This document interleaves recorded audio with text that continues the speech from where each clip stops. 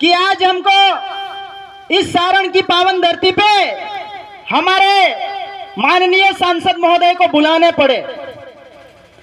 आप तमाम लोग जानते हैं कि पावर प्लांट जो होता है वो किसी एक व्यक्ति के खेत में नहीं बनने वाला है, जबकि 5 से 6 किलोमीटर के दायरे में आने वाले तमाम जो खेती योग्य जमीनें होती है वो छीनी जाने वाली है। हमको यह समझने की जरूरत है कि जिस तरीके से हमने बांसवाड़ा में पावर प्लांट का विरोध करते हुए हमारे भाई लोगों को देखा, प्रशासन ने किस तरीके से उनको मार पीट करके थाने में, जेलों में डाल करके बंद कर दिया। आपको पता होना चाहिए कि माही डैम जब बना था उस समय भी हमारे भाइयों की जो जमीनें हैं वो डूब क्षेत्र में चली गई थी। आज वहां के लोग भी भटकते भटकते गुना बिना मध्य प्रदेश के इलाकों में जाकर के जमीनें निकाल रहे हैं। कुछ लोग हमारे बस्सी के इलाके में आकर के रह रहे हैं, ऐसे में उनको जमीनें नसीब नहीं हो रही है। तो यह पावर प्लांट जो है यह सिर्फ आज ही की समस्या नहीं है, यह हमारी यहां से फसलें और नस्लें बर्बाद करने वाली चीज है। यह बात हमको समझनी पड़ेगी। पावर प्लांट लगा करके हमको कोई बड़ी बड़ी मशीनें नहीं चलानी है। यहाँ हम किसान हैं, हमको खेती करने के लिए कुछ वोल्ट की लाइट की जरूरत पड़ती है, जो हम हमारे खेतों के किनारे किनारे भी सोलर पत्रे लगा करके हम उसका उत्पादन कर सकते हैं। लेकिन इतने बड़े बड़े पावर प्लांट लगा करके ये सरकार हमारे भाइयों की जमीनों को छीनना चाहती है और हमको इस जमीन से बेदखल करना चाहती है।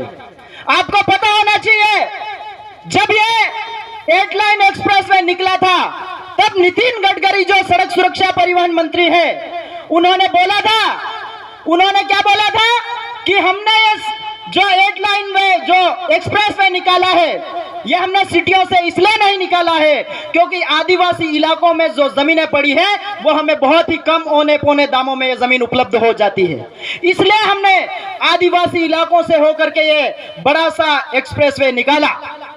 तो इन बातों से हमको समझने की जरूरत है कि जितने भी विकास की योजनाओं के नाम से जो चीजें लाई जाती है वो हमारे आदिवासी इलाकों में लाई जाती है। क्यों? क्योंकि उनको पता है आदिवासी पढ़ा लिखा नहीं है, वो कानून के डर से जमीन छोड़ देगा।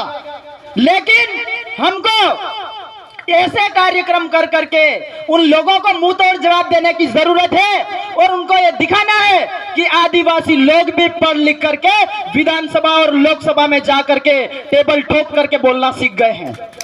इसलिए मैं आप तमाम लोगों से यह कहना चाहता हूं, यह समस्या सिर्फ सारण की नहीं है, यह समस्या हमारे मोकुमपुरा इलाके में भी पावर प्लांट लगाने की बात चल रही है। यह समस्या हम उधर पास में एमपी में जाएंगे तो कुकड़ीपाड़ा में बहुत बड़ा डैम बनाया जा रहा है। इस तरीके से जहां जहां हमारे आदिवासी भाइयों के पास उपजाऊ जमीनें हैं, खेती योग्य जमीनें हैं, उन सभी जमीनों को छीन करके सरकार हमारे लोगों को यहां से भगा देना चाहती है। इसलिए मैं आप तमाम लोगों से ये यहाँ से अपील करता हूं कि जब भी ऐसे कार्यक्रम होते हैं, जब हमको लड़ने की जरूरत है, एक मंच पे आकर के उल गुलान का नारा जिंदाबाद लगा करके आपको आगे आने की जरूरत है।